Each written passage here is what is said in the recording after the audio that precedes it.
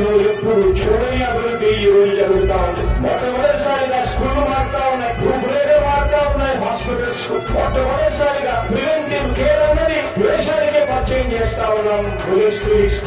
ఈ 4 సంవత్సరాల కాలంలోనే ఏకంగా మా అన్న ప్రభుత్వంలో